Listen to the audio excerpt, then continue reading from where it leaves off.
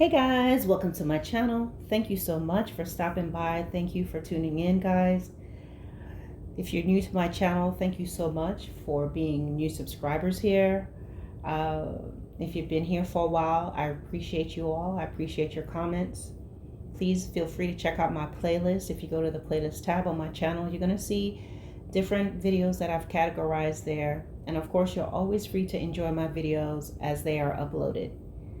Feel free to share my content on your platforms. Feel free to caveat, piggyback on a title or something that you may see and you're like, wow, the Lord may have dropped it in your spirit to speak on this. Please feel free to do so.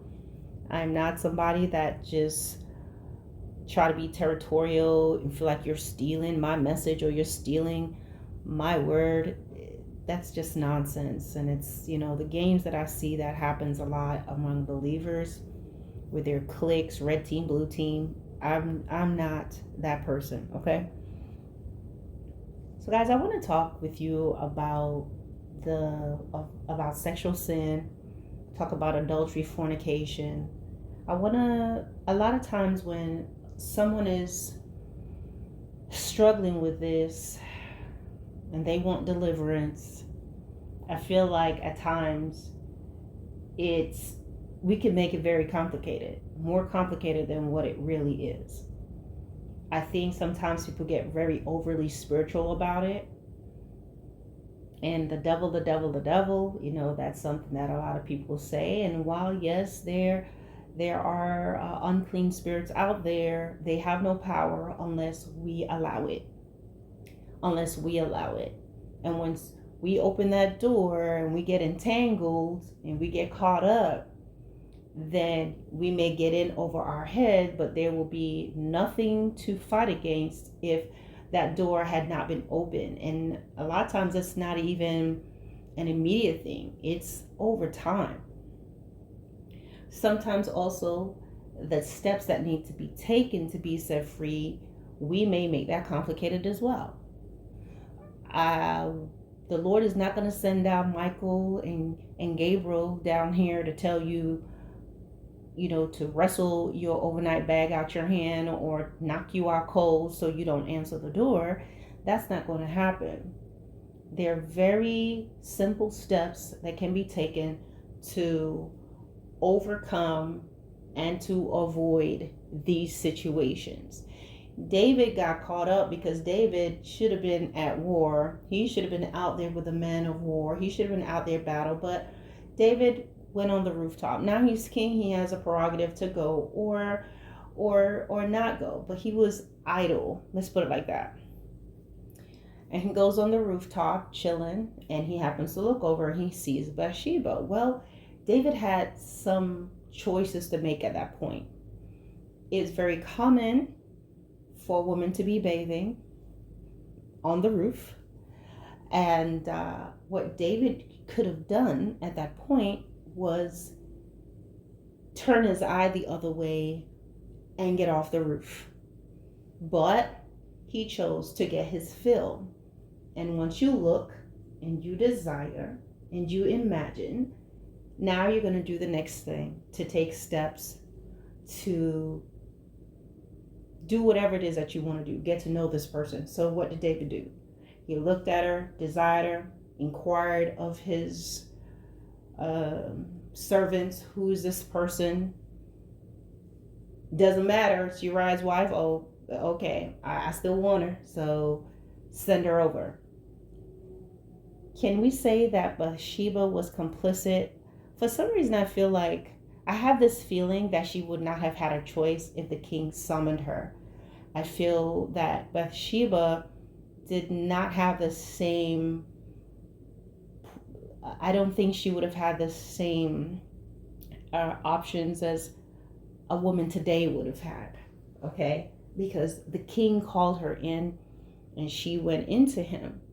Maybe she went willingly, maybe she was happy about it, but there's another part of me that just feels as if she's summoned by the king, she would have to go. If the king wanted her body, she would have to yield. Correct me if I'm wrong. But in this case, David had choices. And I want to talk to you guys. I read something the other day and was talking about, you have the right to leave someone who's cheating. And from that point, from that teaching, I read a few scriptures from the book of Proverbs. And I'm going to tell you these scriptures that I believe will give anyone the key that they need to overcome adultery and fornication. But today we're talking about fornicating. So you'll find it in Proverbs chapter 5, Proverbs chapter 6. Let me go back. Is it 5? Let me look. Yes, Proverbs 5, Proverbs 6, Proverbs 7. And there are other scriptures that may talk about this, but these scriptures back to back to back gives us some clear instructions on how to do this. In Proverbs chapter 5, it's telling us, if we go back, it will say it's warning a person to turn their ear to the words of wisdom, to have discretion. Okay, and it warns. It says, Proverbs 5 says, for the lips of the adulterous woman drip honey, and her speech is smoother than oil. It lets us know whether it's a man or a woman, because there are men who can tempt women or women who are attracted to men. I believe the reason why it's just that talking about the adulterous man, adulterous woman, is because maybe during these times, women would have been considered, well, obviously there's an adulterous woman doing this, okay, but probably they're thinking most women will be more virtuous and have more self-control, women that they would consider to be women of honor and respectable women versus the adulterous women, so I think there's more of a narrative on the women, but we do know in today's society that men are being adulterous as well. But it's warning this person about this person's speech and how she will be cunning. It warns and says her steps leads to the grave. Okay? And what it says here in verse 7, chapter 5, verse 7, Proverbs 5 and 7, it says, now my son, listen to me. Do not turn aside from what I say. Keep to a path far from her. Do not go near her. Do not go near the door of her house, lest you lose your honor. Okay?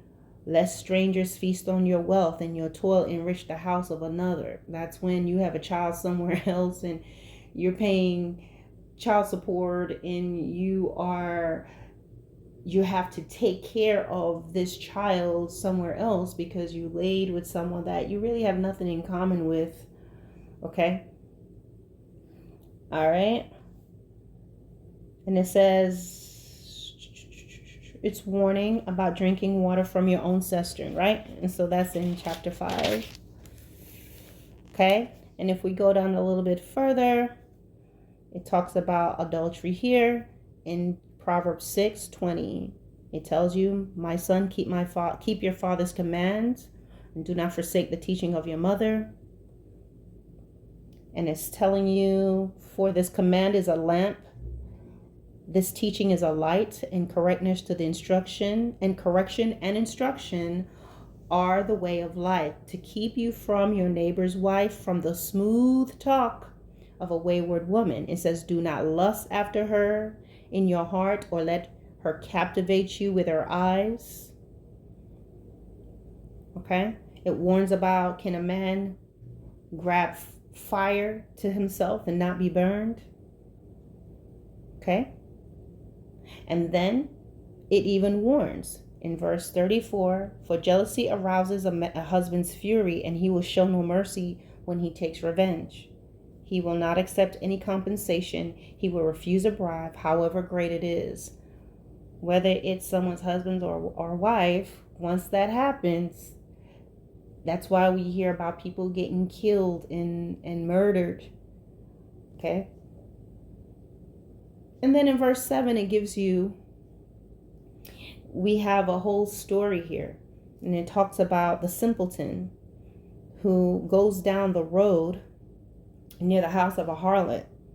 Okay, so he's lacking understanding and goes down this road, and the woman comes down and she meets him, and she's dressed like a prostitute, and she has crafty intent. She's unruly, she's defiant, her feet never stay at home, she's in the streets, now in the squares, but we know they're not always in the streets. Sometimes at your job, they're on the choir. They're in the boardroom. Okay, and so she takes a hold of him and she kisses him, and she's talking to him, and she's telling him how wonderful the whole experience is going to be and how cozy the setup will be for them to get together, because her husband is out of town and he's on a long journey and he won't be back until this date. Let's have a good time together. And it says, all at once he followed her. This is verse 22 of chapter 7. Like an ox going to the slaughter, like a deer stepping into a noose, till an arrow pierces its liver. And here's the thing. Now then, my son, listen to me. Pay attention to what I say. Do not let your heart turn to her ways or stray into her path. Many are the victims she has brought down. Okay? She has slain a mighty throng, or strong men she have taken down. Okay? A lot of times, guys, for example, how did this guy end up in this? Okay, the guy's simple. He goes down the street. He goes near her house. He's walking in her direction. And he gets caught up. The reason why both men and women can get caught up in sexual relations is because we're making things complicated. You may be praying for deliverance and I want to stop doing this, but you're not taking these very simple steps that can help. Don't go there. Don't go there. Don't go there. Don't go there. Don't go there. It appears to me that there's conversation.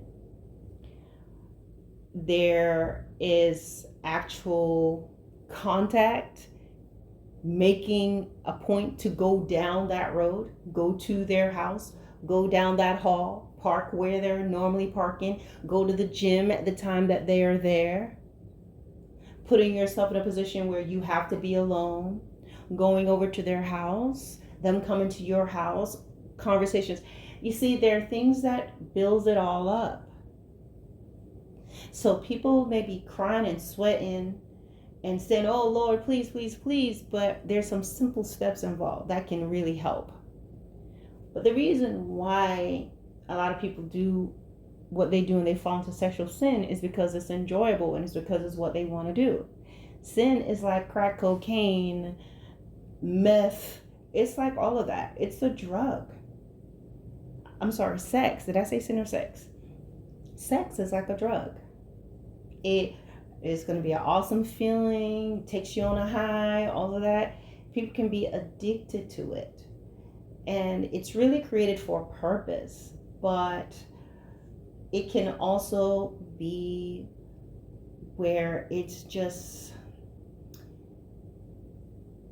no longer for purpose as it is for just a desire to feel a vacuous desire, okay?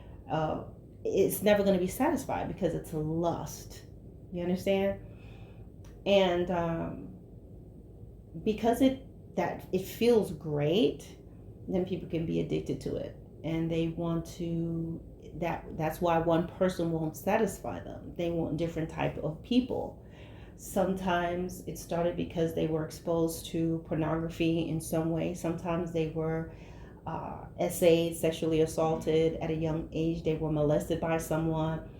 Believe it or not, molestations and things of that nature can open a person up to become promiscuous. A lot of people, when you hear about their lives and they were promiscuous and different things happen to them, when you go back to their past, you find out that someone in their family did something to them.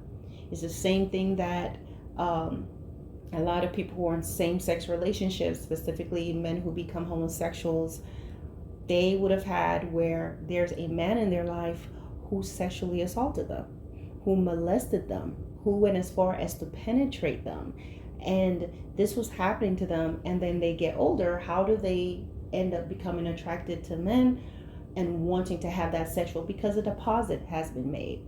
Okay, but we're gonna stop there. I will go into that in another video. But so a lot of times, guys, sex could have been introduced in a way that affected you at a certain age through the mediums that I described. Other times you may have just been around a family that was very sexual, and maybe you saw things when you were little, or things were just done in front of you, and it carries on into your life, and it's in your heart. So your approach to sex, your approach to these relationships, even if you're saying you want to have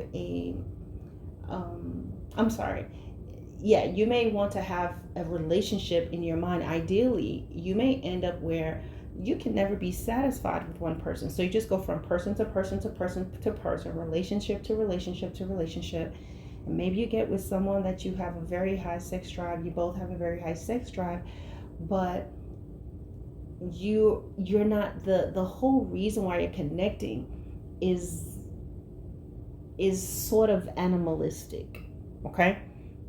And so now you may be struggling, and now you're like, I can't seem to stop. It's so good. Oh, I can't stop. Well, if you really, really slow down and pay attention, you realize there's probably a few of these things that's in Proverbs that you're not paying attention to. Number one, you are not avoiding going down that road with them. You're making contact with them. You're having conversations. You're actively setting up situations where you are running into one another. You have to see each other. It's always a choice. You understand? But the struggle, if you really think about it, that temptation that you have, it's a struggle in you. It's a struggle in yourself, because you are the one that would feel the need or the desire to do that. So the problem really goes back to what? Discretion, right? It goes back to that. It's important that we have discretion. It's important that the word of God is the word of God is deep within us. Okay? That is really important. Keeping the commandments, storing the commandments of God within us. Doing whatever it takes, okay? Having the wisdom and the understanding. And these things are not really easy to attain, in my opinion, because you have to be a willing vessel. And sometimes the process of becoming a willing vessel, you often find that you're unwilling. We've all been there. You want God, but then there are these other things that you want. You want to do the right thing, but then sometimes you're sidetracked and you want to do something else. Sometimes you want to relax, you want to have fun. Sometimes you fall, you indulge in something you should not. Then you're going to spiral into feeling sad about it, feeling unworthy. You know God forgave you, but you still feel like, hey, you got some poop on your shoes in His presence. You're just feeling some type of way. And each time you mess up, it's just going to take you back a bit, because you know it's wrong. And then maybe you feel irritated. Well, why are you being so strict, God? And there's this battle that happens before you come back to where you need to come back to. And so therefore, God's wisdom and God's understanding and God's discretion, there is a journey to that. But that journey is really in our tenacity, in our willingness. And sometimes, guys, fasting is what's going to help you. I remember when I ended a relationship, we had been together for a bit, and we were going to get married, and just things came up, and I ended the relationship. And I remember that at the time, the Lord had given me such a peace to end that relationship. But I did not want to lose that peace. And what I'm going to do, I'm going to hold that for a second. I'm going to hold that story. I may get into it in another one, but the point is that peace, I wanted it. And when I fasted and everything, it gave me so much strength to do so much and to just move on. And it worked wonders. And fasting really can help you in the areas of sexual sin, because remember when Jesus said this kind comes out by prayer and fasting. And you have to just get to a place where you really want to stop. Because if you don't want to stop, God knows you don't want to stop, and you know that you don't want to stop. Sometimes could be strongholds, right? And soul ties and all those things is what we have to go to God and say, Lord, create in me a clean heart and renew a right spirit within me. Help me to change. Okay, help me to want to change, because to be honest, I don't even feel like changing because I'm liking this. You have to be so honest with God and candid with God. And it's not that he's okay with it and you should be like, oh, whatever. But if you're really honest and pour out and you want to be set free, God will see something in you and really set you free from this cycle, from this behavior. And at the same time, sometimes we are looking for great big miracles. We're expecting, oh, you're going to go to church and the pastor's going to slap some oil on you and you're going to roll in the blanket from side to side, the prayer cloth, and, they're going to, pop you on your back with the edge of a scarf or something and pull you here and pull you there and labor with you every Sunday, and you're going to just pray till your shoes come off. And there's all this theatrics when God is just saying, look, when are you going to change? Follow what I'm saying here. Don't go down the way of her house. Don't go down this road. Do not listen to this honey dripping conversation. Don't yield to it. You see? So as he's saying to this young man who lacks understanding, going down the road, going near her house, going down her path, you know what time she goes to lunch. You know what time he goes to lunch. Change your lunch schedule. Don't go there. Eat in your car. Eat in your office. Don't go to the gym at that time anymore. Change your gym membership if you need to. Don't keep inboxing and having, you know how this stuff works. Don't go Netflixing and chilling. Stop it. Stop letting that sister telling, oh, she's going to cook for you. You go over to her house and you're telling yourself that if you are a strong man or you are a strong woman of God, you should be able to be together and be alone and be strong. No, that's not strength. That's not it. You're going to do something because you're attracted to one another.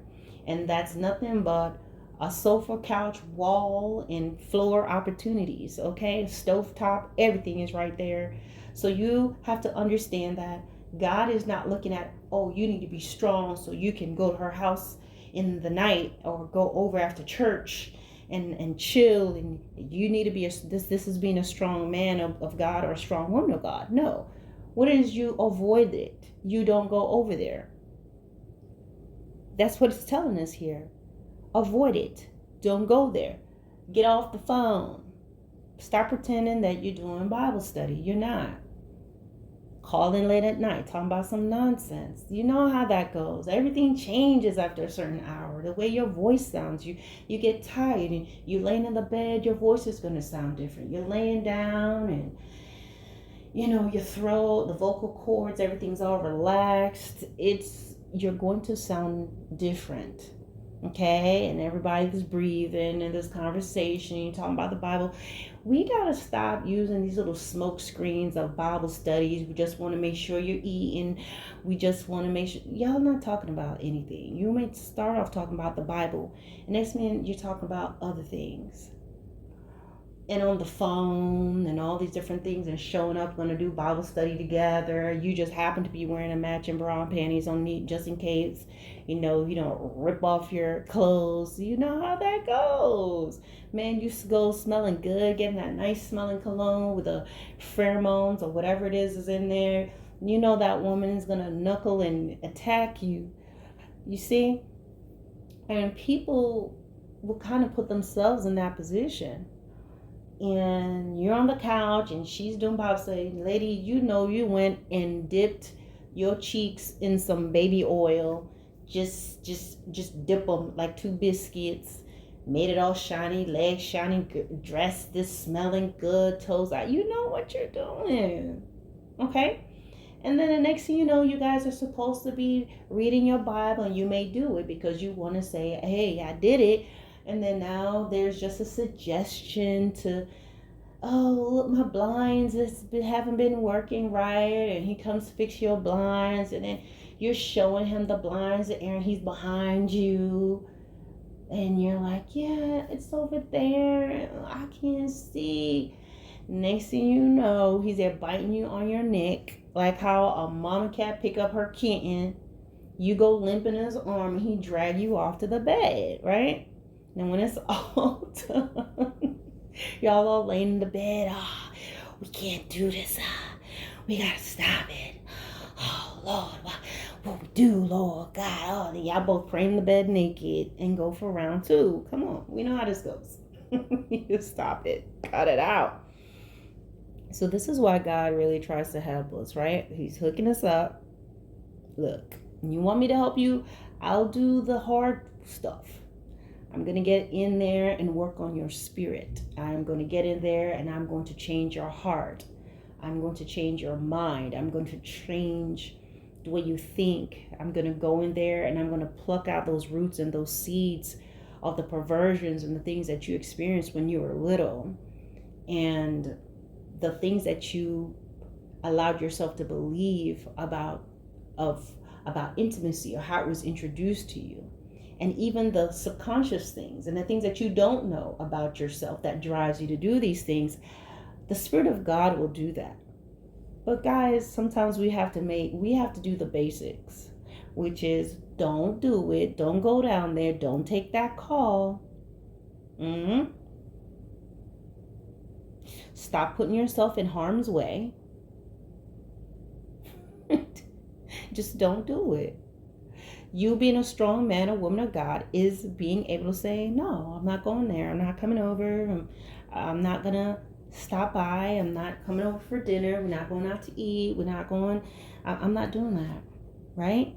Whatever it is, you know the setup. You know how it goes. You know the conversation. You're already familiar with that rhythm. So it's always a choice. But we are given the safeguards, which is avoid, stay away, don't have the talks, because it's really through contact. It's also by going in places that you know that they will be there. It's also by having this conversation, flattery. The person's going to tell you the things that you want to hear, and you will yield eventually, even if you don't want it. And why? Because as this young man in the scripture here, he was lacking understanding. He was lacking in knowledge. And sometimes we will deliberately be lacking because of our desire, that feeling, whatever sin it is, whether it's anger or you just want to get someone back, you want revenge, or if it's lust, there's first a feeling within us. Depending on which one it is, you feel it, and now it's up to you if you're going to act on it. And that feeling is now stimulated by some other outside sources, where there's going to be that conversation whether you initiate and go looking for it. You feel to see this man, so you're going to now initiate it. You're going to look for him. He may not even be reaching out to you, but you may send him a, hey, how are you, or something. You're going to think of a reason why you need to meet up with him. You're going to think of, what you cooked, and you're going to bring him a plate or whatever it may be, whatever you're going to do, how you're going to dress. You begin to take steps to bring whatever you're feeling in your heart and your body to bring that man over. You say, I need this put up. Can you put my not couch together? Who puts couches together? Like it's the Legos. But, there's a lot of things that you may want done. And if you're a woman, you have your house or your apartment, there's something you could probably do it on your own, but you'll ask him to do it. Right? Perfect scenario. You buy a entertainment set, assembly required. Now, if you shop on Amazon, some things you can pay extra money. If you don't know how to do it yourself, you pay the extra money and they will send an expert out to assemble that product for you. Now, let's say you have that option to do that, or you actually know how to do it yourself, or there's so many other means in which you can get this done. But because you want this guy, you're going to ask him to do it. Okay? So you have it, and you may wait until a Friday. Say, hey, come over Friday, put it together. I'll order some food or whatever while you put it together for me. Right? So you have it all figured out. Remember, you're still going up for this feeling that you're feeling inside, right? You have this itch. You have this desire. So you contact, you plan, you talk nice, you set up everything nicely. You have the house smelling good, your lavender oils, whatever going on, maybe some music playing. Well, however you want to do it. You find out, hey, what do you like? You like this? Okay, you order that. I might as well feed you because you're doing it for me, all right? In the meantime, you got yourself waxed or whatever you did. You went and you bought your stuff. You put on your little string. You're doing all these things, right? And it's all under the pretense of, I want to have this entertainment center put together. And yes, you do want that put together. But what you did is kind of like what it talks about here in Proverbs 5, right? The woman who set things up. Proverbs 5, 6, and 7. She's telling him how everything is all laid out and the goodman is gone and she has all the stuff spread out and I have all the cinnamon, these roses, come. You may not be saying it directly like that, but you're setting the stage for that. So he comes over in his head. He probably knows what's up and he comes over. He makes sure he's smelling nice. He makes sure he's showered. He makes sure he's wearing his nice boxers or his Versace undies, all of that stuff. He's making sure he's all good. He is ready. He came in, breath just minty. He's fixing everything up. He knows what's up. He already told you what he likes. He's enjoying the atmosphere, how things feel, how you look. You're talking, you're chilling. Okay? Next thing you know, he's got you in the full Nelson. Y'all doing the most. And that's how that desire in the heart comes to life. So a lot of times, guys, our temptations or things that we may go through, while people may be used to, a person, individual may be used to satisfy or to satiate that feeling starts within us. And then we take the steps to put it into action. But God is teaching us some simple things. Okay? He's saying, avoid the conversations.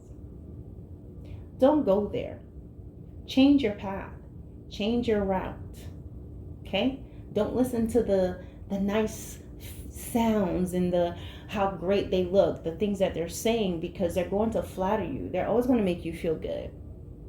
Getting your daily text or whatever, in your coffee, the things that they bring you, where you meet, what you guys normally do, where you normally meet, you have to change it and be like, I'm not going down here anymore. And you'll find that it will be a struggle for a bit. But if you're really serious about changing, then you pray and you ask God to help you. But God is not going to do the practical things for you. We've got to do that ourselves. And I believe in making these efforts through trial and error, When your heart is really fixed on, I want to save my soul, I don't want to keep doing these things, I don't want to put myself in this position anymore. When you truly have a contrite spirit, when your heart is truly, you don't want to do this anymore. When that happens, then you're going to see the transformation. You may even try to do it or do what you normally do, and you're going to see it's going to fizzle out. It's just not going to work. It's because it's not a fit anymore. And then with that being said, we have to make sure that, if anything, pray for God to change your heart. More so than, Lord, help me to stop messing with him, messing with her. Pray and ask God to change your heart, to change your spirit and what it desires, and to remove those impulses. And if you pray specifically like that, remember now, when you're praying and asking God to change something, you want to be set free from something, it's going to get worse before it gets better. That's how you know God is moving, because if you're praying for God to help you with something, whether it's anger or to be more patient, when you're praying this way specifically, that's when you're going to suddenly, there's going to be so many things that's going to make you mad and angry. You're going to be so frustrated. And I believe the whole idea is for us to be like, oh, look, I prayed and look what I did. Just keep praying. Just keep praying and keep pushing through it, because the enemy's going to throw everything at you to cause you to say, oh, look at me, I'm a screw up, I can't stop. And then the Lord will do the rest. We make a lot of things complicated. A lot of times, guys, we can get blinded by religion, and you're not seeing what God is showing you in plain sight. You be praying, Lord, I want to change, I want to stop. And God is like, stop, call, don't take the call. Just block the call. Lord, I can't. Don't go over there. Don't go over. Don't open your door. Don't make plans. Say no. Refuse. You see, even if we want to, if we're willing to say, not my will, but yours, then God moves. That's going to take some practice. It is possible to overcome these things. Sexual sin, again, it's like that crack cocaine, heroin is just as, to me, toxic, or, well, it's just as addictive. That's the word I'm looking for. Just as addictive. Because there are a lot of people who will do anything for it. They will destroy their marriage, just like someone who's high on drugs, just like someone who's a heroin addict, all of that. They will destroy their family. They will go to work late, lose their job, lose everything for it. And as you see, there's a lot of people that's losing everything, and that's not even limited to losing life and limb and eyesight for it. So guys, that's all I have to say. I hope this helps you.